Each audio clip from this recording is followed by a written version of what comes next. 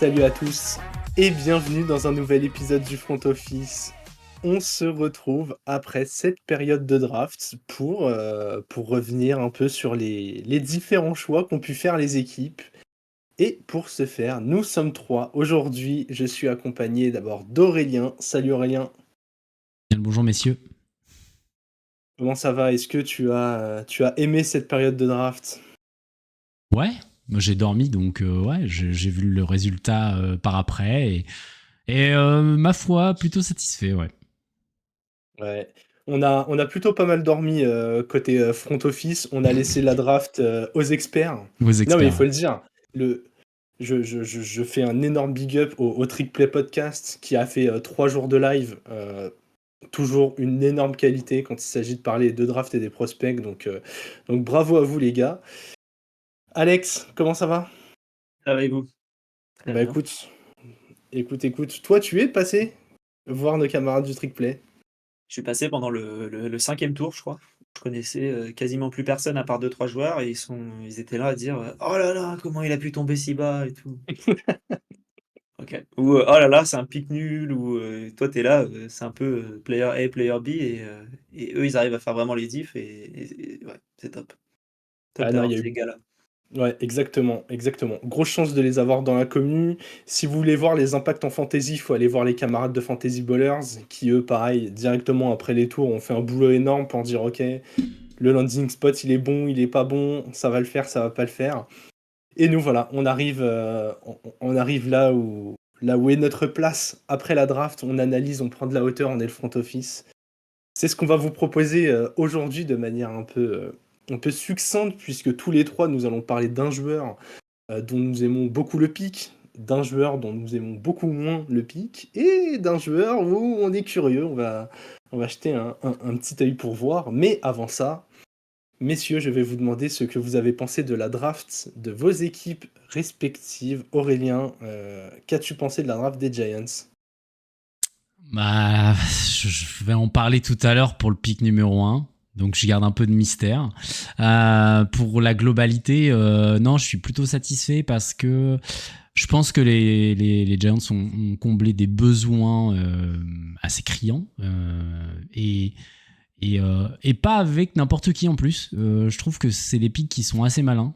Tu récupères quand même, disons, le meilleur safety de la draft en deuxième tour, donc c'est quand même pas mal. Et derrière, tu as un corner qui voilà, bon, bah, forcément, on aurait tous préféré avoir Cooper de Jean, peut-être les Commanders, mais on en reparlera. Et effectivement, on fait avec du coup Andrew Phillips. Et puis bah derrière, on va chercher un petit tight end histoire de voilà d'essayer de remplir peut-être un potentiel trou parce qu'on sait toujours pas si Waller va rester ou pas. Donc on verra ce qu'il en est. Mais non, globalement assez satisfait parce que ça remplit, ça fait le travail et on a des joueurs qui sont contents de rejoindre. J'ai vu notamment la petite réaction vidéo téléphone de Teuben du coup qui est appelé par Joe Shane et Dabble. Et j'ai beaucoup aimé en fait son attitude en mode super heureux de rejoindre l'équipe. Et il a lâché un petit c'est la meilleure décision que vous pouviez prendre. Voilà, à la Tom Brady. Voilà, donc il est déjà dans mon cœur. Il est déjà dans mon cœur. Goodbye McKinney, je t'aimais beaucoup, mais maintenant on a Tubin, mon gars. À la Josh Rosen aussi, du coup. Ouais. Ouais, ouais. On va rester sur Tom Brady, s'il te plaît. Il y a les deux extrémités du spectre. Grave. Non, mais en même temps, les réactions comme ça, c'est vrai que ça fait chaud au cœur. Après, le gars se dit, oh là là, je vais pouvoir vivre à New York. Il avait 9 chances sur 10 de pouvoir vivre dans le Tennessee. J'enchaîne. Mes titans. Écoutez, je vais les assassiner maintenant. Je vais pas parler des joueurs dans le détail après, hein, mais un peu déçu de cette draft. Là, j'ai un goût un peu acide, un goût un peu d'inachevé dans la bouche en voyant ce qu'a fait mon équipe. Heureusement que la free agency était pas si mal. Après, voilà, comme je le dis toujours, année après année, attendons de voir comment les joueurs s'acclimatent à la NFL, comment ils sont reçus par le staff, par leurs coéquipiers, à quel point ils arrivent à être sérieux ou non. Et si les mecs en arrivent là, c'est quand même qu'il y a du talent. Maintenant autour du staff et du joueur d'être bien pro et de faire en sorte que ça marche. Alex, t'es dauphin? Comme d'hab, des drafts où, tu es un peu dubitatif en sortant du truc, quoi. Ça récupère, bon, un edge au début, au 1er tour, bon, c'est bien parce qu'il y a besoin de défense. Ça en récupère un autre qui apparemment est presque aussi bon. Enfin, j'ai entendu beaucoup de bonnes choses sur, Mohamed Camara, le edge qu'ils ont pris au 5e tour. Donc du coup, si tu te dis: «Bon, OK, très bien». Il y a des blessés, donc ça a du sens. Ça a pris un offensive tackle et ensuite, il y a eu les pics, bizarres. Un running back qui court vite, c'est cool. Un receveur qui court vite, c'est cool. Et après le dernier Washington, parce qu'ils ont recruté, 2 receveurs qui s'appellent Washington. Heu, voilà, un peu, voilà, dubitatif. C'est le mot que j'emploierais pour cette draft. Jalen Wright, le running back, ça va être un bon gars, hein, et il court vite, enfin, c'est parfait pour remplacer Mostert l'année prochaine. Mais putain, quand c'est ton 3e tour, l'année dernière, ils ont récupéré, Ed Shane aussi assez haut, dans les je crois au 3e tour. C'est cool les running backs, mais à un moment, le problème c'était ta défense l'année dernière, continue de l'améliorer, quoi. Non, mais Donc après, les running backs qui courent vite, faut que votre équipe de 4 fois 100 mètres continue à glaner des médailles, donc non fallait mais clairement, remplacer hein, Mostert qui vieillit. ils s'entraînent pour LA 2028, donc ouais, ils vont être bons là-dessus. Après voilà, les joueurs ont l'air d'être bien, de ce que je lis des réactions, c'est pas si mal, mais voilà, c'est un peu le sentiment que j'en ai, c'est pas si mal. Est-ce Moi, que c'est ça que tu as envie de sentir à la fin d'une draft? Je sais pas. moi je réagis un peu, mais no joke, je pense que je préfère la draft des Titans que la draft des Dolphins. Ouais, je comprends. Moi, je Ouais, pas Franchement, mais hein, en fait, les deux sont beaufs, mais on va dire que je trouve qu'il y a il y a de la qualité, tu vois, genre de Latam, tu vois, Sweet, je pense que c'est quand même des players qu'on, tu vois, ouais, je sais pas, en fait, c'est pas tant les joueurs que j'aime pas, c'est à ouais, chaque fois, j'ai l'impression ouais, qu'on peut les drafter plus loin. Et c'est pas j'ai eu faux. cette impression toute la draft. J'ai pas vu les 3 derniers picks qu'on avait, mais en tout cas sur les 3 premiers, j'étais là à me dire, bah ok, ok, le mec il a du talent, mais pourquoi ici quoi? Enfin bon, Ouais, ouais, je c'est pas m'attends. faux. Quand je vois comment il a été estimé Latam, repartir avec lui en 7, mais bon, Ouais, après bah, on se... parce qu'il devait s'attendre à Joe Alt, je pense, Oui, qui tombe. Au final, c'est pas tombé. ouais, mais du coup, fallait trade down quoi, et récupérer de l'assets. Ouais. Moi, c'est ça qui m'a embêté. C'est que j'ai l'impression on s'est fait surprendre par ce qui est tombé dans le draft board. Et d'un coup, on s'est dit, bah, mince, on voulait absolument un mec sur la O-line. On s'est bloqué et on a pris le deuxième sur notre board au lieu de se dire, bon, ce deuxième-là, on pouvait peut-être l'avoir 10 places plus bas. Ouais, 10 places, c'est je ça pense mon pas. principe. Mais Non, j'ai pas le truc, mais il y avait moyen de reculer. Avant, messieurs, d'attaquer du coup le cœur de cet épisode, de cibler des joueurs en particulier, je rappelle à tous ceux qui nous regardent ou nous écoutent que vous pouvez nous suivre le front office sur Twitter, sur Instagram, sur YouTube et sur Twitch. Voilà, comme ça vous ne ratez ni les lives, ni les épisodes, ni les informations. Et vous pouvez retrouver nos arrobas à peu près partout. On est tous sur Twitter, sauf Doug. Et du coup, allez le harceler sur Instagram pour qu'il se fasse un compte Twitter. Voilà. Qu'on puisse un peu tabasser les Buccaneers là. Il y a un moment, voilà, faut y aller. Ouais, parce que hein, j'aime bien révéler des petits offs, mais on a un petit tableau où on évalue les joueurs et met des bonnes notes aux joueurs des Bucks, alors que Hmm. moi, leur draft, je suis pas fan de ouf, hein. Mais bon, on aura le temps de le faire parler là-dessus. On va du coup attaquer, on commence nous directement par les petits bonbons, par les choses agréables. On va parler des picks qu'on a beaucoup aimés dans cette draft. Et je vais garder la main, parce que je vais parler d'une équipe qui a fait un choix qui me paraît très très bon. Et vu les drafts des dernières années, ça m'a plutôt surpris. C'est les Patriots qui ont pris Jalen Polk, receveur au 2e tour. Et après avoir pris un QB au premier, j'aime beaucoup l'idée de lui donner une arme tout de suite dans une room de receveurs qui était un peu déserte. On a vu que du côté des Pats, des Mario Douglas, c'était un bon joueur, mais bon, est-ce qu'il va pouvoir peser comme un receveur 1, je suis pas totalement sûr. Et encore une fois, donc je suis allé croiser un petit peu mes sources sur ce joueur. Ce sera jamais un numéro 1, visiblement. Les Américains sont plutôt d'accord avec ça. Les camarades du Trick-Play sont aussi d'accord avec ça. Mais il a un vrai QI football. j'ai l'impression que c'est le genre de mec ultra fiable que tu as envie d'associer à un quarterback rookie. Et il a un profil un peu receveur de possession, où je me dis, dans une équipe qui a un bon jeu au sol, qui va peut-être avancer avec des petites passes courtes, qui va vouloir comme ça imposer un rythme pour ensuite utiliser le bras de son quarterback et avoir des grosses explosions avec des profils de receveurs draftés les autres années qui jouent vachement bien en profondeur, et ben je trouve le choix hyper cohérent. Et franchement, quand je vois la hype qu'il y avait autour de certains autres receveurs qui ont été pris avant, je me dis que ce choix, il est vraiment pas si mal. Je sais pas ce que vous en pensez, les gars, mais je sais que je suis celui qui l'a le mieux noté de nous tous. Laisse y aller, Aurélien, si tu veux. Fais-toi plaisir. Bah, moi, moi, il fait pas partie de ma super shortlist. En tout cas, c'est pas celui qui m'a marqué le plus dans tous les receveurs.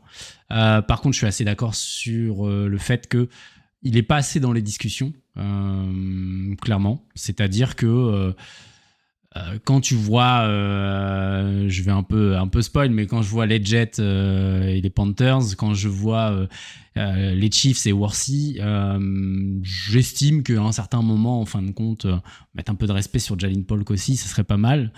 Keon Coleman aussi, qui part chez les Bills. Moi, je suis pas un grand fanat non plus. J'estime en tout cas que on parle beaucoup de cela et on parle moins de lui. Mais néanmoins, pour moi, en fait, il y en a deux que je retiens qui sont partis derrière, et bien derrière d'ailleurs.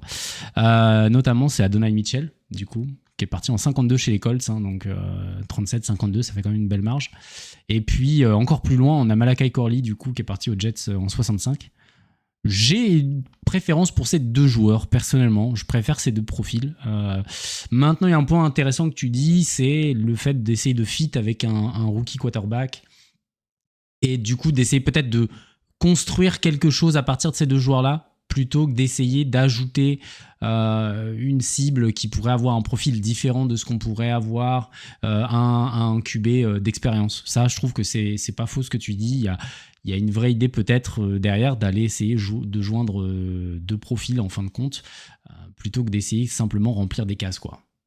Ouais, Ouais, ouais, moi, ouais. je suis d'accord. Je trouve que quand tu vois passer Leggett, Coleman, McConkey un peu moins, certes, mais Worthy qui est bon pour courir et qui a un rôle qui peut servir aux Chiefs. Mais à part ça, je trouve que c'est pas non plus le talent de l'année.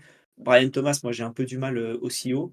Je crois qu'on n'est pas d'accord là-dessus, Aurélien. Mais voilà, Jalen Paul, bon, bah, c'est pas mal. Ça fait penser un peu à la draft où comment les Bengals prennent Burrow puis Higgins. Tu sais, tu prends au premier tour ton QB, au Mm. deuxième tour ton arme numéro un. Ça j'aime bien dans l'idée en tout cas. À voir en Ouais. fonction du profil parce que les receveurs draftés par les Patriots, c'est rarement, gage de sûreté, surtout enfin, dans les premiers tours donc moi j'ai hâte de voir comment il peut s'acclimater. Un mec qui s'appelle Jalen comme ça, écrit comme ça, je trouve ça génial. Ça change parce qu'on a beaucoup de Jalen, de Jaden, de Jaden et cetera. Là, il y a un Jalen mais il a la classe, il y a l'apostrophe, il y a le Y et tout. Donc sympa. Mais ouais, j'ai hâte de voir ce gars-là. Je pense que c'est pas le pire des receveurs draftés dans ce rang-là, on va dire. Ouais. Donc j'aime bien. Moi, bon, pour en rajouter une dernière couche, en fait, je serais plutôt d'idée de dire là, tu as essayé d'avoir en gros la meilleure piste que tu pouvais avoir. Bon, moi, je préfère le profil clairement de Mitchell ou Corley, Ouais. mais le truc étant que il y a, cette course au receveur qui s'est un peu lancée là, avec les Chiefs contre Red Up pour aller chercher Worthy, qui est à mon sens surpayé du coup. Enfin, je veux dire, ok, t'as été chercher un speedrunner là, mais voilà. Et c'est vrai que du coup, ouais, je pense que là, ça a été assez difficile pour les Patriots qui s'attendaient peut-être pas à avoir 5 receveurs partis en 8 en 8 pics là, ça a vraiment poussé à ce niveau-là, quoi. Et Brian Thomas Jr., un peu de respect sur son nom quand même. Et voilà, il était derrière Malik Nabers quand même. Voilà, Non, non, on mais verra ce que ça en donne. vrai, bon bref, on va pas parler de lui là tout de suite, mais De toute ouais. façon, je suis en train de me dire, si on arrive à compléter ce tableau où on a mis nos grades dans un délai à peu près correct, on pourra éventuellement vous le partager. Comme ça pourra créer du débat et vous pourrez nous dire ah, là, vous vous êtes complètement craqué, ou à l'inverse, putain, vous avez mis une Ouais. bête de note à ce joueur-là au 6e tour, il a fait une super carrière. Voilà, c'est un peu mon succès, mais si je Je trouve pense le qu'on NACUA de cette année. risque de plus de se faire allumer qu'autre chose, mais ouais. Ouais, mais voilà, comme C'est ça, le jeu. au moins. Exactement, il faut se positionner. En parlant de se positionner, c'est à ton tour Aurélien. Quel pic as-tu aimé? Eh ben alors moi, contre toute attente, j'ai bien sûr sélectionné Malik Neighbors, pick numéro 6 des Giants, voilà, le receveur de LSU. Je suis joie, je suis voilà, celui qui l'a mieux noté. Voilà, tu parles de nos notations, je suis voilà, sans voix. Je pense que le petit maillot qui est derrière, voilà, je pense qu'on va bientôt le changer. Ça fait 10 ans, je crois, qu'on n'a pas eu un bon receveur numéro 1 et qu'on n'a pas été capable, en tout cas, de drafter un receveur numéro 1. C'était OBJ déjà. Donc voilà, moi je suis complètement convaincu. Pourquoi ? Parce que Malik Neighbors, c'est le deuxième meilleur receveur de la draft, si ce n'est le premier pour certains, peut-être le dernier pour d'autres. De toute façon, chacun a son avis sur le sujet. Je pense que c'est en tout cas une cible qu'il fallait ajouter à Daniel Jones. Et ouais, je parle encore de Daniel Jones parce qu'il y en a beaucoup qui nous voyaient prendre un JJ McCarthy ou essayer de monter à la draft. Alors, j'étais pas contre monter pour aller chercher un des top 3, clairement. Si on avait été chercher Drake May, Jaden Daniels ou Caleb Williams, j'aurais pas été... Enfin, Caleb Williams, ça paraissait compliqué, mais... j'aurais pas été contre l'idée de se dire ok, bah, on décide de faire ça, bah, allons-y à fond. Mais par contre, prendre un QB de seconde zone, j'ai envie de dire. Voilà, j'ai entendu beaucoup de gens qui pensaient à trade down pour aller chercher Penix, mais quelle horreur. Et en plus, du coup, on aurait trade down et on ne l'aurait pas eu. Merci Atlanta. Donc, ça aurait été le pire move d'essayer de trade down pour aller chercher Penix Junior. Voilà, moi pour moi le lead absolu c'était celui-ci, c'était un receveur, on n'avait pas de receveur vraiment digne de ce nom. On offre une cible à Daniel Jones, on lui fait comprendre que c'est lui le patron et que on lui donne des armes. Maintenant c'est à lui de prouver. Voilà, Mike Neighbors c'est un mec il part avec 5-10 yards de retard et il arrive avec 5 d'avance. Donc c'est un mec qui fait une différence énorme en 1 contre 1.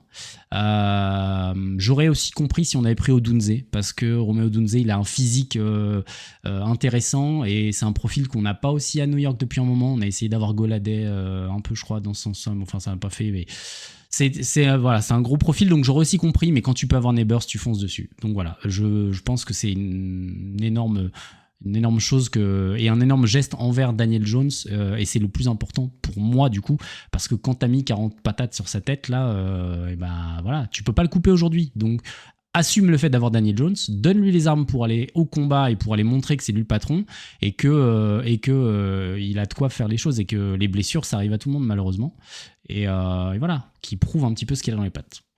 Et t'es d'accord avec ce choix, Alex? Tu t'aimes bien Giants, Neighbors? Ah, moi, j'aime bien le choix. Je pense juste pas qu'il sera je pense juste pas que ce sera réellement le receveur de Daniel Jones pour beaucoup d'années. Je pense pour cette année, oui, et ça servira à avoir un bon receveur pour le prochain QB des Giants l'année prochaine. On verra qui. Moi, j'ai une idée de qui, mais il faut voir au niveau contrat, ce que ça donne, mais je sais pas si ce serait pour cette année ou l'année prochaine. En gros, 2026, je serais pas surpris que Cousins arrive aux Giants, et auquel cas, Cousins-Neighbors, ça me paraît très bien. Mais voilà un peu, si je devais me projeter à long terme, on va dire ce que je penserais. Et là, Neighbors, oui, Neighbors, c'est super. Enfin, c'est enfin, ils ont essayé avec, comme tu disais, ils ont essayé avec Golladay, ils ont essayé ensuite avec un peu Waller d'essayer de faire quelque chose. Ils ont essayé de drafter, comment il s'appelait, bah, c'était Kadarius Toney, ensuite Wendell Robinson. Enfin, t'as jamais quelqu'un qui peut faire quoi que Ouais. ce soit. Là, tu draftes un mec où tu es sûr de la production potentielle, quoi. Je veux dire, à part Harrison, tu pouvais pas, enfin, la preuve, hein, tu pouvais pas réellement avoir mieux. Moi, Odunze, enfin, je sais pas si c'était réellement le profil pour les Giants. Je pense que Neighbors, c'est vraiment bien. Donc Odunze, je trouve qu'il est dans la meilleure situation possible avec les deux devant lui. Enfin, je trouve que c'est génial pour bien démarrer et s'acclimater. Donc ouais, non, franchement là, top choix des Giants. Si tu veux pas prendre QB, c'est à peu près le meilleur choix que tu pouvais faire avec Joe Alt qui était parti. Bah justement, moi je suis pas totalement d'accord. J'ai l'impression que les Giants, ça fait 2 ans qu'on répète que sur la O-line, c'est un bazar pas possible. Et en fait, même si c'est un top receveur, déjà on n'a aucune idée de qui va être son QB à long terme. En fait, pour moi, un receveur comme ça, c'est un peu la cerise sur le gâteau. C'est un peu le truc que si tu peux récupérer à la fin ou avec un jeune ou en même temps qu'un jeune QB, c'est très bien. Mais pour moi, il y avait des chantiers bien plus prioritaires. Alors oui, le talent, il est indéniable et rien que pour ça, je suis obligé de mettre quand même une note acceptable à ce pic. C'est vraiment un receveur de talent. Mais franchement, Daniel Jones, moi, si je devais faire un pari, je pense que sa carrière, elle est terminée en NFL. Je pense qu'il va jouer, je pense qu'il a pris tellement de chocs qu'il est bien trop fragile. Et surtout, c'est bien d'avoir un receveur, c'est mieux d'avoir le temps de lui lancer la balle. Et malheureusement, c'est pas le cas chez les Giants. Donc, Moi, je suis un peu inquiet là-dessus. je pense que le choix de Nabers, c'est un bon choix. Le reste de la draft n'est pas forcément une bonne draft. Je pense que c'est pas une mauvaise draft, mais je pense pas que ce soit une bonne draft par rapport aux besoins, notamment sur la O-line, comme tu disais, où il y avait quand même pas mal de monde que tu pouvais drafter. Et ils n'ont pas choisi un seul joueur de O-line sur leur draft, alors que c'était le problème de cette année. Parce que vous avez pas Ça, regardé c'est la peut-être. free agency, les gars.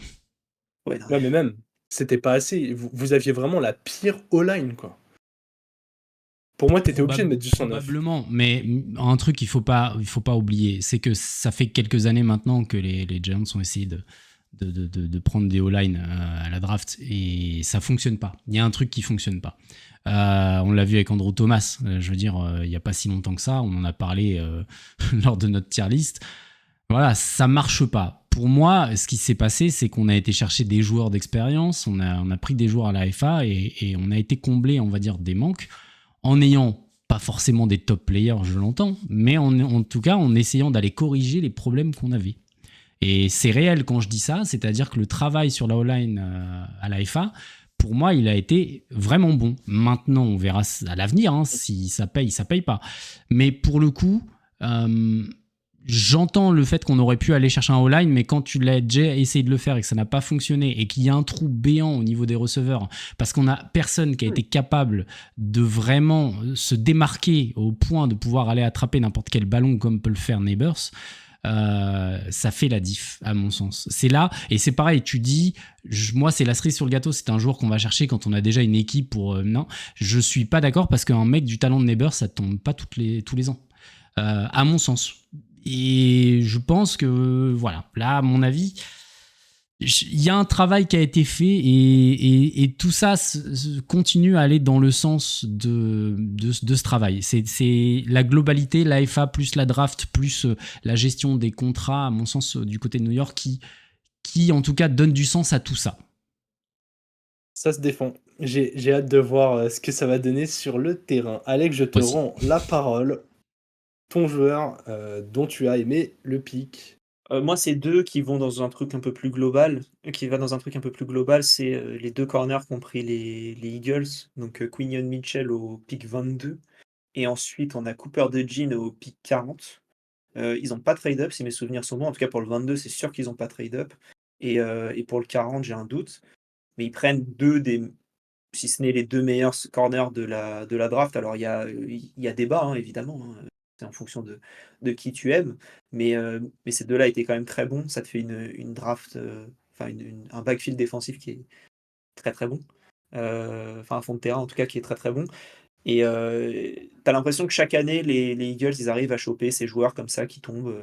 C'est un peu les. Au début, quand je suivais la NFL, moi, c'était plus les Ravens qui prenaient ces pics. Et je trouve que récemment, c'est beaucoup plus les Eagles qui récupèrent les joueurs qui tombent. On l'a vu l'année dernière avec Jalen Carter et Nolan Smith. C'était Nolan Smith, je crois. Les deux qui étaient tombés. Enfin, c'est assez, de manière assez répétée. Là, ils se font un duo de corner qui est très bon pour apprendre derrière ceux qu'ils ont déjà. Et bon, après, de ce que j'en lis, notamment, enfin, beaucoup d'endroits, c'est personne ne sait si c'est vraiment des 1 ou des 2. Donc je pense qu'ils espèrent qu'il y en ait un qui prenne le lead et l'autre qui puisse prendre le lead aussi. Mais s'ils ont un en 2 Jean et un 2 en Mitchell, je pense qu'ils seront assez contents. Et ouais, enfin, entre ça et Trotter qu'ils ont récupéré au 5e tour, voilà, je trouve qu'ils ont encore fait une bonne draft. Et voilà, c'est toujours appréciable de la part de ces Eagles de voir que, bah, en fait, tu peux faire des bonnes drafts. Moi, si c'était les Dolphins qui avaient fait une draft comme ça, alors ça compte pas les manques des Dolphins, donc c'est peut-être un mauvais exemple, mais quoique, c'est voilà, c'est beau, je trouve. Et t'as l'air d'accord avec ça, Aurélien. Bah, ça me fait mal de le dire. Ouais. Mais ouais, en fait, moi, il y a un truc juste, un bémol que je mets, c'est que en 22 et en 40, tu prends 2 DB. Et en fait, on est plus sur des profils de cornerback que cornerback safety en plus. Donc, du coup, Moi, pour moi, je pense simplement que là, à ce moment-là, même s'il y avait un besoin, est-ce que tu n'aurais pas été mieux d'aller chercher en 40 un joueur sur un autre poste qui aurait eu un peu plus peut-être d'impact? J'ai pas d'exemple. J'ai clairement pas d'exemple sur ça. Mais je pense que voilà, prendre 2 cornerbacks de suite, je suis pas fan en tout cas de l'idée. Maintenant, j'entends l'argument, mais pour moi, c'est ce qui un peu dénote sur leur draft. Pour le reste, c'est très fort. Voilà, tu vas quand même chercher deux top players à venir, clairement. Donc à ce niveau-là, c'est fort. Et puis bon, le reste de la draft, ça déroule, ça va prendre des joueurs qui sont là et ça va faire le café. Et j'aime bien Will Shipley aussi, donc je pense que c'est bien d'aller le mettre derrière Saquon. On se dit, Saquon, il n'est pas éternel. Et puis voilà, ses blessures, on connaît. Je parle tous les Eagles de France, je les salue, mais ils m'ont bien fait rire quand ils ont récupéré Saquon Barkley, alors que c'était les premiers à cracher dessus en disant qu'il était finito parce qu'il était blessé. Puis bon, ils fêtent la victoire parce qu'ils l'ont récupéré. Ok, mais bon, heureusement que le FO était assez intelligent pour aller chercher Chipley derrière. Voilà. Mais globalement, en tout cas, très bonne draft. Et ouais, les 2 corners, ça fait mal parce que, ouais, comme tu dis, c'est probablement les 2 meilleurs, ou en tout cas, on va dire les 2 qui semblaient atteignables pour une même équipe, si je puis dire. Ouais. Et moi, le joueur peut-être que j'aurais pris différemment en 40 si j'avais choisi, ça aurait peut-être été le center là, qui est parti aux Riders, Ouais. Jackson Powers-Johnson. Pour Johnson, ouais. Pour remplacer un Kelsey qui est parti, j'ai regardé un peu la depth chart des Eagles. J'arrive pas trop à savoir qui est le titulaire, alors parce que je suis pas assez bon dans les lignes pour savoir lequel est le meilleur, etc. Et je me dis, ça aurait peut-être pu être pas mal de récupérer ce joueur-là. C'est le seul truc où je me dis, voilà, ça t'aurais pu faire différemment. Mais voilà, le reste, c'est assez Ouais, proche. je suis assez d'accord avec ça. C'est ce que je pense aussi, effectivement, en voyant le récap. Ouais. Moi, Jackson Powers-Johnson, il m'aurait pas fait de mal aux Dolphins, je pense. Tu vois, donc, Ouais, ça vient combler une perte, ça paraît logique. je trouve que ça aurait pas fait de mal. Ouais. Bien écoutez, messieurs, je suis totalement d'accord avec vous sur ces choix des Eagles. Je trouve que, comme tu l'as dit, Alex, ces dernières années, ils cassent un peu la draft à toujours faire des bons choix. Et j'aime ce côté répondre à un besoin immédiat. L'année dernière, s'ils se sont écroulés, c'est surtout parce que leur fond de terrain a été incapable d'arrêter un quelconque jeu à la passe en face. Donc, enfin, en partie à cause de ça, en tout cas. Je vais passer au négatif et je vais rester sur le même poste et dans la même division. Et oui, malheureusement, non, je ne vais pas parler des Giants. Je vais parler des Commanders qui ont pris Mike Sainristil au poste de cornerback. J'avoue que je ne comprends pas du tout ce choix. Franchement, il tombe donc au 50e choix de la draft, donc milieu de 2e tour. De ce que j'en ai lu un peu partout, en dehors de la hype de certains analystes, sinon c'est genre clairement un reach énorme de le prendre ici. Surtout que les Commanders, ils ont quand même vachement de mal avec ce poste. L'année dernière, ils ont pris Forbes, je crois, et où ça n'a pas du tout bien fonctionné. On était ultra sceptiques avec Alex. Je me rappelle, il y a pas mal d'épisodes, on a parlé des cornerbacks des Commanders et on était là, bon, ok, les mecs prennent la flotte. Ça manquait, c'est parce que Gonzalez était encore disponible à ce moment Ouais. où ils prennent Forbes, et ça nous avait un peu choqué. Et là, pareil, en fait, j'ai l'impression qu'il y avait des cornerbacks bien meilleurs à prendre plus loin. J'aime pas du tout ce qu'ont fait les Commanders à cette draft. Jaden Daniels, c'est pas mal. Why not? Après, ce qu'ils font derrière, bon, en dehors du choix sur l'offensive tackle Brandon Coleman, le reste, je suis pas spécialement emballé. Alors, encore une fois, des joueurs qui sont jeunes. Je vais peut-être me tromper, mais pas fan du tout. Et je crois, Aurélien, et là, sans rebondir sur ce joueur, je te laisse la main, mais que toi aussi, du côté de la défense des Commanders, c'est pas folichon au niveau des choix. Ouais, j'ai repéré, alors au-delà de parler de Sainristil du coup directement, j'ai repéré plutôt un truc qui m'a un peu dérangé sur le coup, c'est aller chercher le DT Jerson Newton du coup en 36. J'ai pas compris parce que j'ai pas estimé que c'était un need en fait particulier. Donc peut-être que en tout cas ils ont identifié quelque chose dans leur équipe. C'est toujours facile pareil d'analyser après la draft. Mais en tout cas, j'ai analysé un peu le truc parce que n'étant pas fan un petit peu d'aller chercher Newton à ce moment-là, qui me paraît pas un need, je me suis dit, et s'ils avaient fait autrement, qu'est-ce qui serait passé? Parce qu'en fait, j'ai l'impression que tout ce qui se passe après Newton, en fait, a un impact sur tous les choix qu'ils vont faire. Donc, on parlait de Seren Steel, du coup, en 50. Mais pour moi, si tu vas pas chercher Newton en 36, tu peux avoir deux jeans, du coup. On en parlait juste avant, il est parti aux Eagles. Il part en 40, tu as ton pick 36, tu le mets sur deux jeans, ben voilà, déjà tu as renfoncé tes defensive backs là-dessus, clairement. En 50, plutôt que d'aller chercher Seren Steel où tu n'as plus besoin vraiment d'avoir un DB, pourquoi pas aller chercher plutôt un Adonai Mitchell. Adonai Mitchell qui est parti en 52, deux pics plus loin. Donc là, ça veut dire que du coup, tu as déjà comblé finalement ton besoin de corner, ton besoin de receveur. Tu n'as plus besoin d'aller chercher Luke McCaffrey en 100.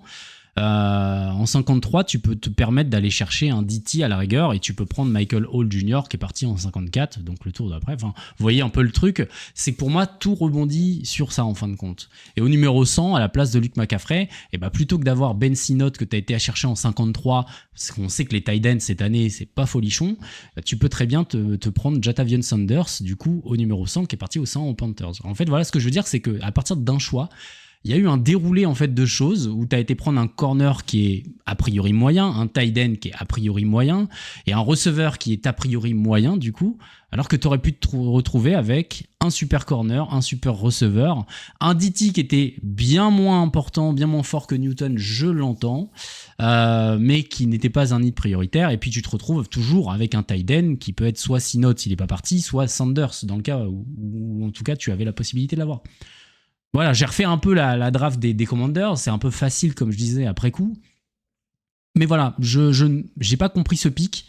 Et pour moi, il a un impact sur tout le long de la draft parce qu'on se rend compte que 2-3 pics plus loin, on a des choses qu'on aurait pu avoir. Donc, effectivement, comme toi, je suis pas vraiment satisfait de ça. Je vais te laisser la main, Alex, pour réagir à nos 2 points négatifs sur les Commanders. Avant ça, sans même refaire toute la draft, je pense même que s'ils avaient voulu prendre sur le même poste, ils ont même pas pris le meilleur joueur disponible. Voilà. Je pense qu'au niveau de defensive tackle, il y avait mieux à prendre. Alex, 2 points négatifs sur les Commanders. Déjà, est-ce que tu es d'accord avec nous? Et ensuite, je te laisse enchaîner avec le joueur dont tu n'as pas aimé le pick. Oui, oui, moi je suis d'accord. Je pense que quand tu as, parce qu'il y avait pas que Cooper DeJean, tu avais aussi, McKinstry qui était encore disponible à ce moment-là et je me dis, pu enfin, quitte à ce que tu trades down de quelques picks, pour essayer d'aller choper, DeJean, McKinstry, quand ils sont tombés quoi, en 41, et cetera. Ça m'aurait pas énormément choqué et même, enfin, tu as 4 corners qui tombent les uns à la suite des autres. Oui. Tu vas au milieu de tout ça, tu en récupères un. Je pense que tu es un peu mieux qu'avec, Newton et les quiches qu'ils ont Ouais, je récupérés pense que derrière. même Lassiter et Melton, excuse-moi, je te coupe, mais même Lassiter et Melton qui tombent en même temps, pour moi, en fait, c'est que c'est mieux encore que d'aller chercher Newton en DT. Enfin, Ouais. genre vraiment, je ne comprends pas. Ouais, mais ouais, voilà. Donc, j'ai un peu du mal avec ce choix-là parce que, bah, l'année dernière, Howell fait une super saison et en fait, tu te fais ouvrir parce que toute ta défense est nulle et ta défense contre la passe est nulle. Donc, c'était un besoin, majeur. Après, encore une fois, il y a sûrement eu mais j'ai pas de souvenir de grosses splash en free agency des Commanders, comment dire? Sur des corners. Alors peut-être que j'ai oublié quelque chose, mais, ça me dit rien du tout en tout cas. Le seul move qui me vient en tête, moi, c'est Éclair. Après le reste, je m'en souviens pas assez. Donc je vais aller vérifier un peu tout ça, mais j'ai pas de souvenir de corner, ouais, non, j'ai même pas l'impression qu'ils en ont récupéré un. Donc, ouais, pas ouf, pas ouf. Ouais, ouais, on est assez d'accord. Désolé, fan des Commanders, mais c'est pas l'année prochaine que ça va aller mieux en Ils ont défense. récupéré Michael Davis des Chargers pour 3 millions. Enfin, c'est pas le joueur que tu veux. Ils ont récupéré Igbinoghene là, des Dolphins, Il était chez toi, mais oui. ouais, mais il était aux Cowboys aussi. Enfin, pour 1 million, ils ont pas amélioré le besoin là, en tout cas avec la free agency et je trouve qu'ils l'ont clairement pas amélioré avec la draft, alors qu'il y avait des joueurs pour et Mm. c'est dommage. Après Forbes va s'améliorer et cetera, mais Forbes, il est pas tout seul sur le terrain malheureusement. Ouais, ouais, non, mais et puis, c'était déjà tellement le désert, hein. Si tu rajoutes des bouts de bois pour entourer ça, trop compliqué. Ouais. Alex, ton joueur dont tu n'as pas aimé le pick. J'ai pas aimé le pick, je sais pas si j'aime pas le joueur. Je pense que je l'aime pas assez pour le pick en tout cas. C'est, Xavier Legette, le receveur de South Carolina qui est allé aux Carolina Panthers. Alors c'est peut-être le seul, bout que j'aime bien, c'est la narrative, c'est qu'il reste chez lui et qu'il aura pas à déménager beaucoup. Ça c'est pratique. Le reste, monter, lâcher des assets, alors tu lâches pas, énorme, mais tu lâches, 60 tours enfin 60 picks de draft pour aller récupérer juste un au-dessus, pour passer devant les Bills qui, je pense pas qu'ils avaient envie de les get de toute manière. Ouais. Le choix, il est bizarre. On a parlé, enfin, si tu montes et que tu récupères un receveur ou, enfin, qui a un nom, tu vois? Genre un Mitchell où tout le monde l'attendait à peu près à cet endroit-là, heu même Worthy, tu vois, s'il était tombé, encore et que tu montes en te disant: «J'ai besoin de quelqu'un qui court vite absolument et je le mets je le mets là pour faire des plays» et cetera. Les Gets, moi, j'ai rien vu de fou qui mérite un trade up et de pas attendre tranquille, de prendre ta décision en te posant la nuit, parce que c'était soit tu prenais le pic en 32 en te grouillant parce que tu as 10 minutes, soit tu le prends le 33 et tu attends 24 heures pour prendre ton choix, bien réfléchir et cetera. Alors peut-être qu'ils ont réfléchi, qu'ils se sont dit: «C'est le joueur qu'il nous faut absolument». Ça m'étonne quand même.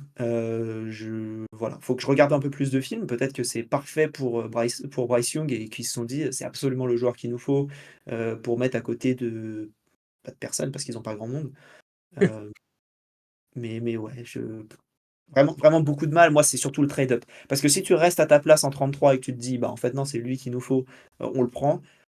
OK, bah, très bien, prends-le et basta. Mais le trade-up me fait un peu du mal. Après, j'ai pas vu le différentiel qu'ils ont entre le pick 141 qu'ils ont envoyé aux Bills et le 200 et quelques, bah, le 200 tout court qu'ils ont récupéré à la place.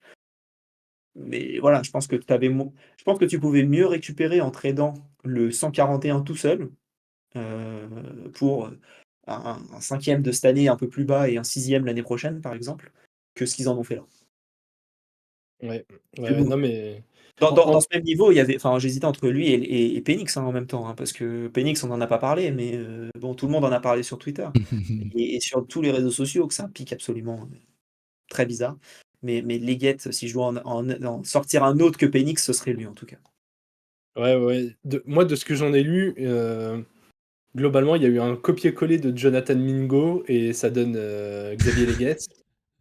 Et Ah, du mais c'était coup, court. Ils je l'ont comprends déjà, pas bingo! bah oui, du coup, je comprends encore moins l'intérêt quand tu vois, le niveau de certains receveurs qui ont été pick bien plus loin, donc totalement d'accord avec toi et je crois qu'Aurélien, tu es d'accord aussi? Ouais, en fait, le truc, c'est qu'effectivement, on est dans un moment où il y a pas mal de receveurs qui sont pris et tout. On sait qu'il y a quand même, voilà, il y a quand même de la qualité aussi dans le choix. Et on a l'impression un petit peu que ouais, les Panthers, ça a été un petit peu. Mais nous aussi, on veut participer à la fête. Laissez-nous avoir un premier tour, s'il vous plaît. On n'en a pas cette année. C'est un peu chelou de se dire, oh, on va monter d'un pic alors que. Enfin, ouais, non, j'ai vraiment beaucoup de mal à comprendre. La menace, c'est quoi? C'est les Bills, c'est ça qu'on dit? Et les Bills qui prennent Ouais, Kevin mais Coleman. Et au pire, t'as pas et Coleman, ouais, bah, enfin.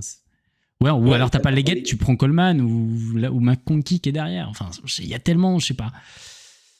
On a parlé de Jalen Paul tout à l'heure aussi, qui est là, qui est toujours présent à ce moment. Enfin, pourquoi tu vas prendre un copier-coller d'un joueur que t'as déjà, et, que t'as du mal à développer je sais Moi, pas, je c'est comprends un peu. j'aurais compris le move si au lieu d'être en 33, ils étaient genre en 36 et tu montes en 32 pour Ouais, éviter les Bills, pour éviter les Chargers, pour éviter les Falcons, pour éviter les Commanders et à ouais. la limite, si tu en 38 pour aussi éviter les Patriots. Tu montes et tu récupères le joueur que tu veux absolument. OK, très bien. Bon, j'aime pas le joueur particulièrement, mais le move a plus de sens et là, ouais, là, j'ai vraiment beaucoup de mal. Ouais, je suis complètement d'accord. Après, j'aime bien le fait d'aller chercher Jonathan Brooks en 46 qui vient épauler un peu Bryce Young. Là, ça peut être intéressant. Mais par contre, ça ne justifie aucunement parce que des fois, on peut se faire un peu ce truc de se dire, OK, ils ont pris ça ici parce qu'en fait, ils visent ça là et du coup, ça s'équilibre et en fin de compte, ça vient donner de la justesse à ton pic. Mais là, en fait, il n'y a rien qui vient justifier le fait d'être monté comme ça pour avoir pris les guettes. Oui, par Je exemple, comprends pas.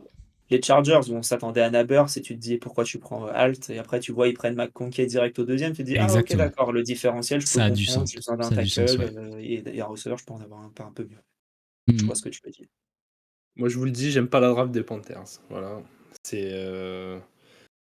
Mais qui désolé l'aime? pour notre camarade, Franz qui va souffrir encore, qui Il je aime pas crois a qu'il aime pas souffert non durant la plus draft. il aime pas non plus la draft des Panthers, Ah, hein, ça il va il a pété un plomb quand même ce week-end. Là, il a brillé le pauvre quoi. Je pensais, je voyais ses tweets, j'étais en train de me dire mais merde le pauvre, et par quoi il passe, c'est quand même terrible. Ouais, ça m'aide à mieux accepter la draft des Titans.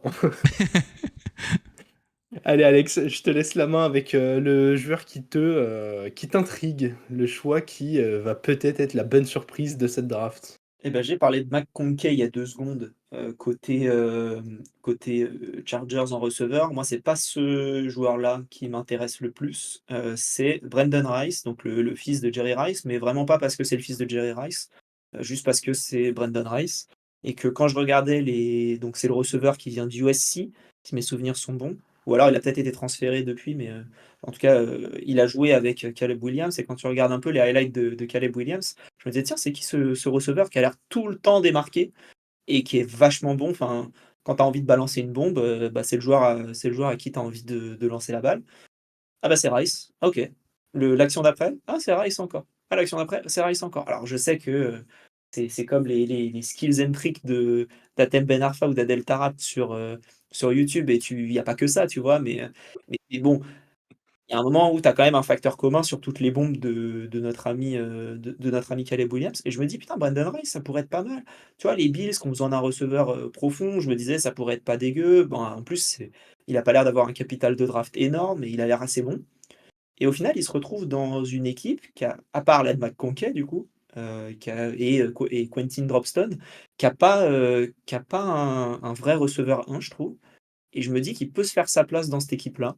Ils ont plus Mike Williams aussi et je trouve qu'il peut, enfin voilà, ils ont plus Mike Williams, ils ont plus Keenan Allen, ils ont pas récupéré de tight end si mes souvenirs sont bons. Ils ont plus Austin Ekeler, il va y avoir énormément de balles qui vont être lancées, enfin qui vont devoir être lancées je pense parce qu'ils sont pas assez bons voilà, enfin pour pour pour compete à mon avis et je pense que Rice peut se faire une place dans cette équipe-là avec Herbert, qui va devoir relancer un peu tout le monde, c'est pas mal.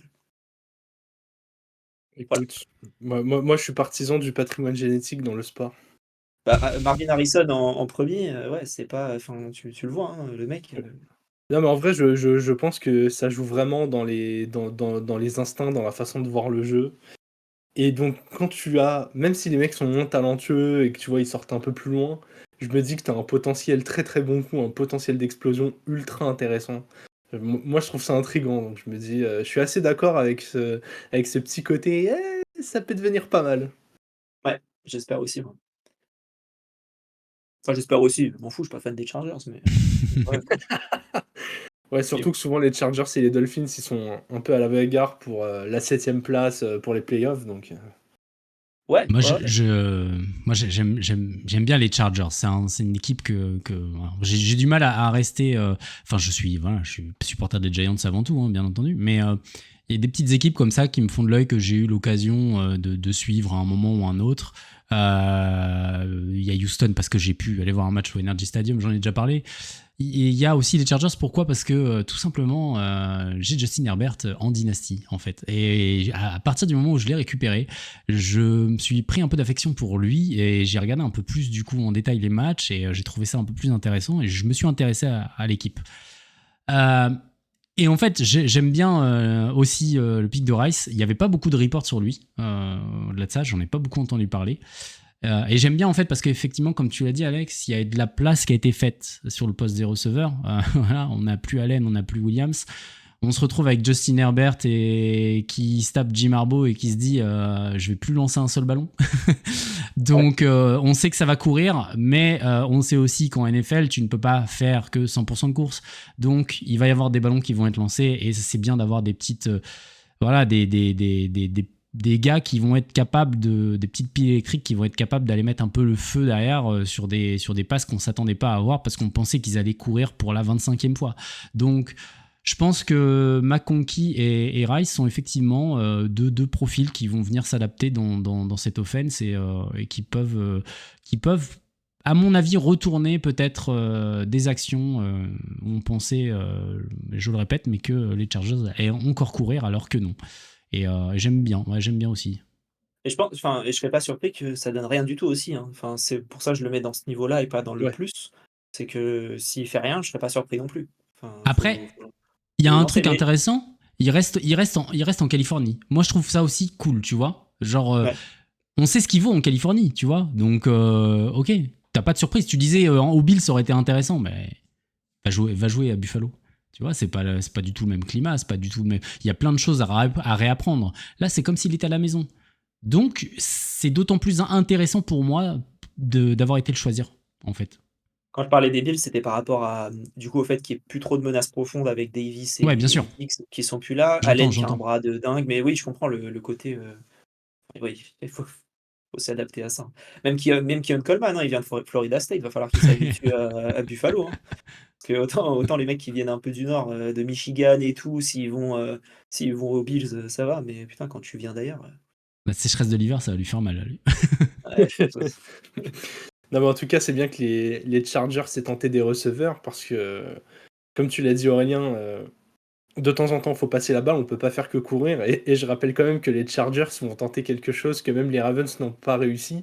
C'est imposer un jeu au sol avec J.K. Dobbins et Gus Edwards derrière une O-line moins bonne que celle des Ravens.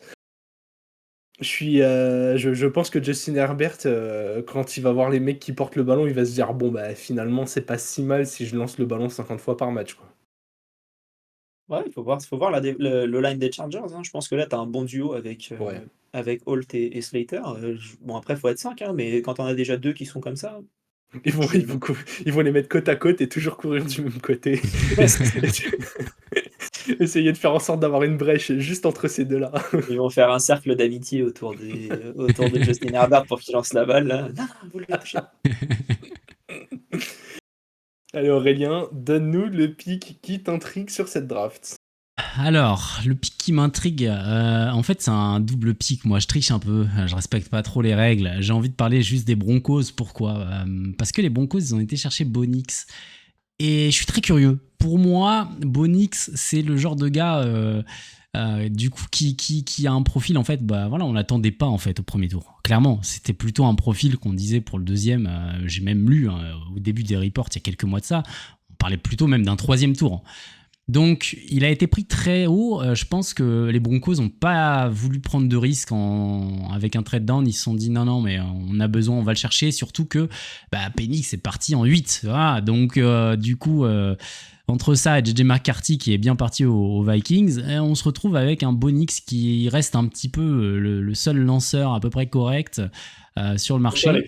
Surtout avec les Riders 113, hein, parce que les Riders, ils en avaient. Exactement. Ben ouais, Oui. donc du coup, c'est paraît logique finalement d'aller chercher plus haut que ce qu'il l'est. Mais pour autant, ce qu'ils ont aussi fait, c'est ils ont été chercher Troy Franklin, du coup, est beaucoup plus bas que ce qu'il était prévu. Voilà, Franklin a glissé comme jamais. Il y a toujours un mec qui glisse autant dans une draft. Enfin, après, on pourra dire autant, ça reste que le quatrième tour, ça va. Mais plutôt un profil qu'on attendait au deuxième. On attendait peut-être même dans la bataille qu'on disait tout à l'heure avec les McConkey, du coup, les Jets, Worthy et compagnie là. Mais en tout cas, Troy Franklin a glissé et du coup, les Broncos ont eu la bonne idée, en tout cas sur le papier, d'aller chercher Franklin et d'avoir ce petit duo d'Oregon du coup. Je suis plutôt très curieux de voir ce que ça va donner parce que j'attends de voir Nix, qu'est-ce qu'il peut donner en NFL. On sait qu'en plus, voilà, il a 24 ans, je crois, donc il n'est pas tout jeune. On va voir un peu ce que ça donne. En plus de ça, il arrive du coup avec Franklin dans ses bagages, qui a glissé pour des raisons obscures et qui va devoir prouver que c'est bien un talent de deuxième tour et non pas de quatrième tour. Et quoi de mieux que d'avoir le QB avec lequel tu étais pour faire ça. Voilà, c'est très intriguant. Je suis assez d'accord avec toi et je trouve que, tu vois, je pense pas premier pour Franklin, mais dans le sens où, 4e si c'était Worthy sans avoir fumé le record du 40 yard dash, ça aurait moins choqué. Mm. Enfin, on se dit: «OK, c'est un John Ross, enfin, tranquille, enfin, il court et basta». En plus, il est petit, et Franklin qui tombe, ouais, comme tu dis, hein, à peu près dans cet endroit-là. Je pense que ça aurait pas choqué du tout. En plus, les Broncos, est-ce que les Broncos, ils avaient un choix? Ah non, ils l'ont envoyé. Ils l'ont envoyé, je sais plus à qui, les Broncos. Donc ils avaient plus trop de 2e si mes souvenirs sont bons. Donc moi j'aime beaucoup, hein, j'aime beaucoup le fait de mettre ton, comment dire? Ton QB avec une arme qu'il avait déjà. En plus, ils se sont séparés de Jeudy à l'intersaison, donc du coup, ça va faire, Sutton, Franklin. Moi, j'aime beaucoup cette paire, on va dire, qu'ils viennent de créer. et ouais, cool. En plus, un quatrième, ça va pas te coûter grand-chose parce que si tu le prends au premier, il va te coûter beaucoup plus cher que ça. Donc, autant Nyx va te coûter cher, mais tu avais pas trop le choix. Fallait le prendre. En plus, visiblement, Peyton l'aime beaucoup, Bo Nix. De ce que je lis, ça peut bien s'adapter au système des Broncos. En tout cas, c'est ce que j'ai lu. Et moi, j'ai hâte de voir, franchement, des QB qui sont tombés, c'est peut-être Nix, c'est l'histoire qui m'intéresse le plus. En plus, avec GG, on vient de le choper en dynastie, donc on a même trade On up, va le hein, pour aller suivre. on l'a trade up pour aller le chercher, hein, donc voilà. Donc non, Nix et Franklin, c'est vraiment pas mal. Imaginez-vous un peu la gueule de notre QB room pour qu'on ait trade up pour Bonix quand même, hein. Bah, c'est une super flex, on est obligé. Enfin, surtout que tout le monde était tombé là, pour le coup, la draft s'est faite un petit peu vite et ouais, bon, c'était dur. C'est l'excitation là des rookie draft après la vraie draft NFL, ça fait toujours plaisir. Bah, on avait le choix 11 dans une dans une super flex. Donc tu te dis, quand tu vois avant la draft, tu te dis: «Bon, bah, il y aura 6 QB qui auront un poste de titulaire, il y aura plein de receveurs, il y aura peut-être un running back qui se postera bien, il y aura Bowers qui aura une position premium», tu te dis: «Tranquille». Au final, Eh vu bah comme la non. vraie draft a eu lieu, compliqué. Allez, je vais terminer avec, mon joueur un peu intriguant de mon côté, c'est Cooper Beebe, joueur de ligne offensive drafté, par nos camarades des Cowboys. J'aime beaucoup de ce que j'en ai lu un peu partout, c'est le genre de mec, on connaît déjà son plancher, on devine déjà son plafond et en fait, je trouve que c'est un pick, bah, ultra bien pensé de la part des Cowboys. Ils avaient des besoins sur la O-line, ils ont ils ont pris pile poil ce qu'il fallait. Et ce qui m'intrigue, c'est si tu as un bon développement, si tu as un peu, la bonne surprise qui vient nourrir ça, et bah, tout de suite, ça peut en faire un pic exceptionnel, surtout que je suis pas du tout fan de leur choix de premier tour sur Tyler Guyton. Donc je me dis, si un des 2 arrive à bien percer, et je crois plus en Bibi qu'en Guyton, et bah, les Cowboys s'en sortiront pas trop mal sur l'ensemble de ces 2 picks. Ouais, la draft des Cowboys, elle fait pas rêver, hein. Je trouve, Non, elle est, ils ont trade down en plus. On est d'accord? Parce qu'ils avaient le pick 24 dans mes souvenirs et là, ils l'ont chopé tard, Guyton, dans le premier tour. Enfin, ouais, ouais, ils ont 1,29 ils l'ont chopé, mais franchement, j'aime pas du tout ce choix, quoi. déjà, il y a un avantage, c'est qu'ils ont trade down pour aller récupérer Guyton. Donc, ils ont pas trade up comme d'autres ont pu faire ou rester au même pick. Bibi, j'ai pas assez vu moi perso pour savoir ce que ça vaut. Je sais juste que les Cowboys, ils ont besoin de beaucoup de choses et je pense que peu importe le joueur qui step up, ça peut être une bonne chose. Ouais, je sais pas ce que vous en pensez plus globalement que Bibi, c'est un peu ce côté, à la draft, on a l'impression que les GM veulent toujours trouver, le mec, à la Nakua qui va faire la bonne surprise, peu importe le poste, mais qui va exploser, où on connaît pas trop le plafond. Moi, je trouve ça intéressant d'avoir ce mix de joueurs, où tu prends aussi quelques gars, où tu connais le plancher, et tu sais que le plafond va pas exploser, mais où tu réponds à un besoin et où tu te dis, bah ok, vaut mieux avoir ce gars-là en contrat rookie, même si finalement il explosera jamais des plafonds énormes, plutôt que d'aller chercher un joueur moyen à la free agency que 9 fois sur 10 tu vas surpayer, quoi. Là, je suis d'accord, pour le coup. Toujours mieux. Toujours mieux, en plus, ça te coûte moins cher. Donc, c'est Ouais, le bon ouais, move, je ouais. trouve. Non mais c'est ça, financièrement, tu t'en sors bien. En tout Moi, cas finalement, si je vas-y, devais vas-y. juste me donner un pic en plus, et c'est le même que, enfin, on en parlait en début d'épisode, en début de, avant d'enregistrer, avec Aurélie, enfin, je crois qu'on est assez d'accord. C'est Rattler, le QB des Saints.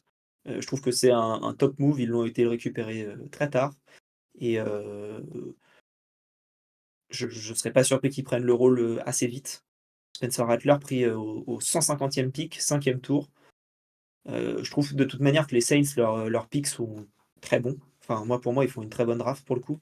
Entre Fuaga en offensive tackle, McKinstry en corner et Rattler derrière, alors qu'ils ont un trou énorme entre le deuxième et le cinquième.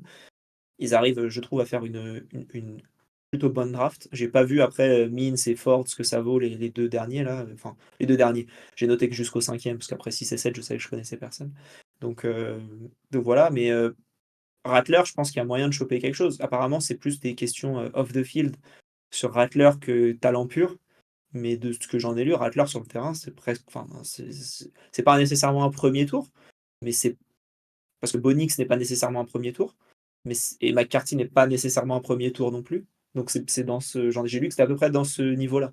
Début de deuxième, un peu comme quand Jay Leonard s'était tombé, quoi, avant que tous les QB mobiles deviennent le délire de la draft, quoi.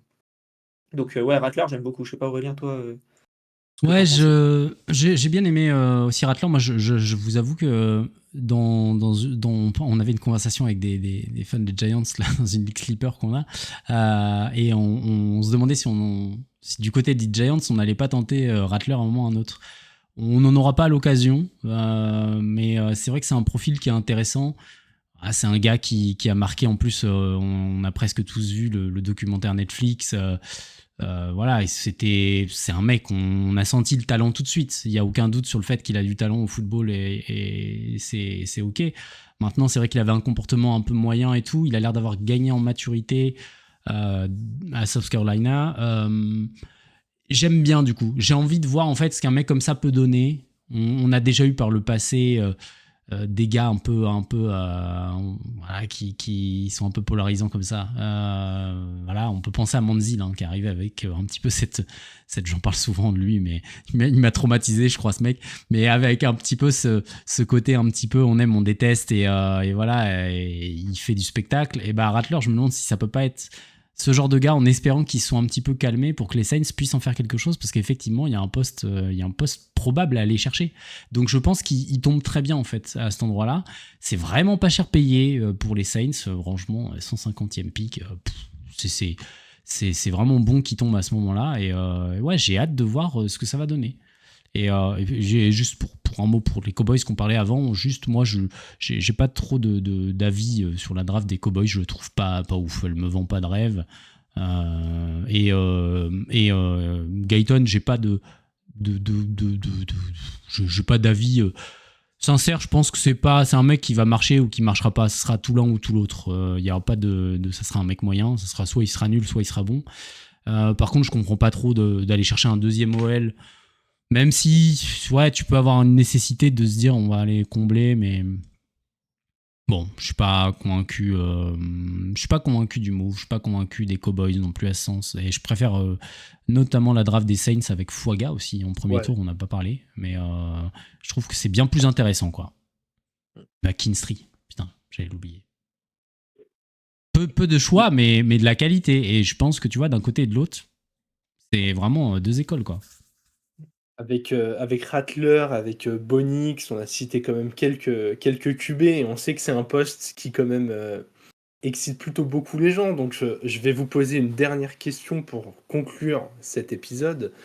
Selon vous, sur la longueur de son contrat rookie, quel quarterback va faire le meilleur début de carrière, va faire le meilleur paquet de 4 ans? Je commence par poser la question à Alex. On compte Caleb Williams dans le lot parce que si on compte On, Caleb Williams, c'est Caleb Williams pour moi, on- il a tout pour, on hein. compte Caleb Williams aussi. Ouais, Bah, pour moi, ce sera lui, il a tout pour. Enfin, ok. là, enfin, ils ont l'air de tout faire pour lui donner ce qu'il faut qu'il ait, en quelque sorte. Donc là, rien qu'en skill position, hein, il a 3 top receveurs qui pourraient être numéro 1 dans les Giants, sans compter Neighbors, hein, évidemment, mais qui auraient pu être numéro 1 à peu près partout. Et en plus, ils ont Swift qui est pas mauvais, enfin, ils s'améliorent un peu partout. Donc ouais, Williams pour moi, c'est top, quoi. En plus, il est en NFC, donc ça permet d'avoir un peu plus de place.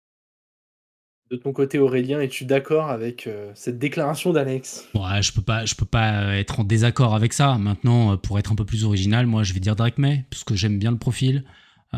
Pour moi, c'est un mec qui était dans la discussion du top 3 largement, qui finit troisième.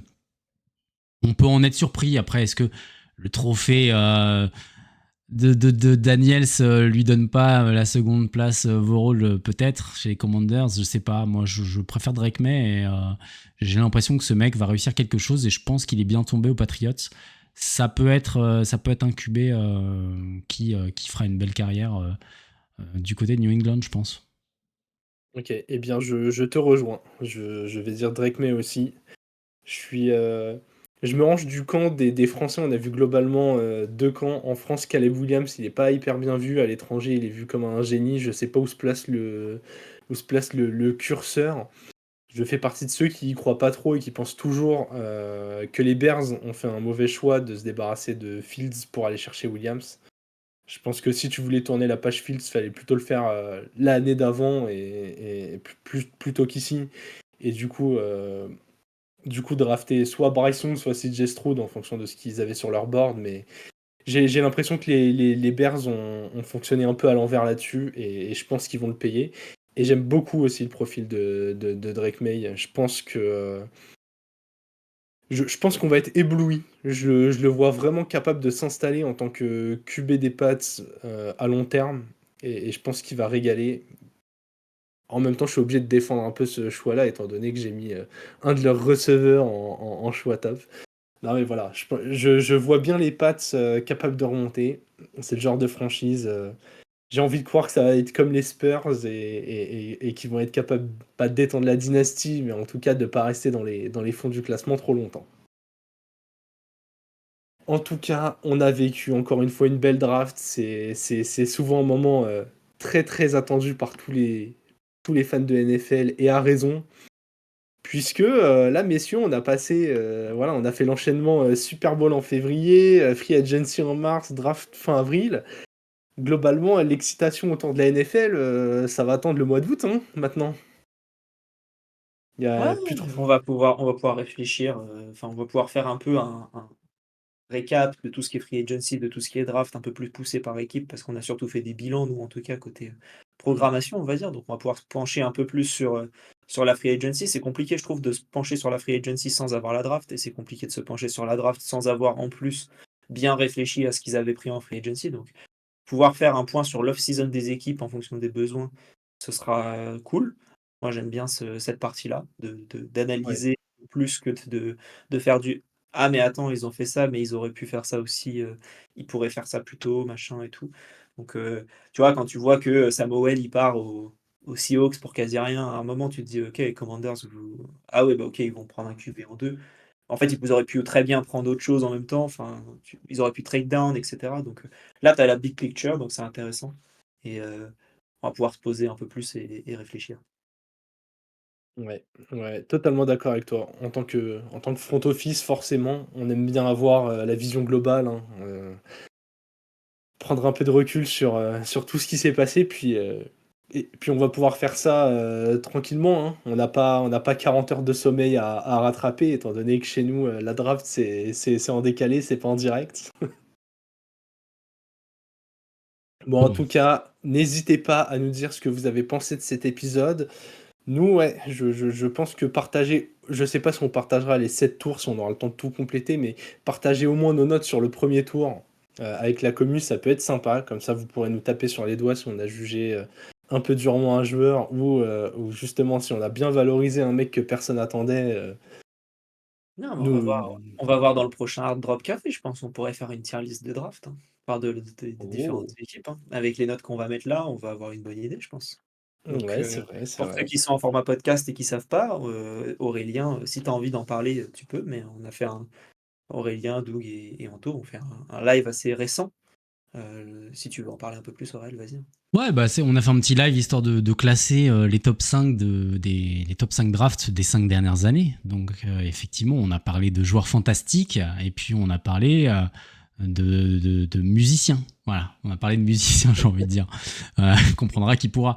Euh, donc on passe un petit moment comme ça, c'est quelque chose qu'on va essayer de refaire. Alors voilà, ce sera peut-être pas toujours le même format, mais en tout cas un petit format live qu'on essaiera de faire en mensuel dans lequel on va discuter d'un petit sujet qu'on mettra sur la table tranquillement, sans détente, voilà, sans fioriture, pardon. C'est un truc qui coule et on va voir comment se placera Épisode, le prochain. épisode dans la boîte, quoi. Si on veut continuer avec les joueurs de musique et un peu. C'est important toujours d'avoir C'est des important. musiciens dans un groupe. Mais en tout cas, si vous avez envie, donc je crois que c'était en live sur Twitch uniquement, si mes C'était souvenirs en live sont bons. sur Twitch et c'est en rediff sur YouTube. Voilà, c'est ça. Donc si vous avez envie de nous suivre, n'hésitez pas, hein, twitch.tv/le front office et si vous avez envie de nous regarder en rediffusion et de regarder, nos têtes pendant qu'on parle, le magnifique décor avec, un maillot qu'on pense être Jalen Brunson, mais si on regarde un peu plus loin, derrière côté Aurel, on sait que c'est pas Jalen Brunson. Donc heu, Il a donc inventé le voilà. secret.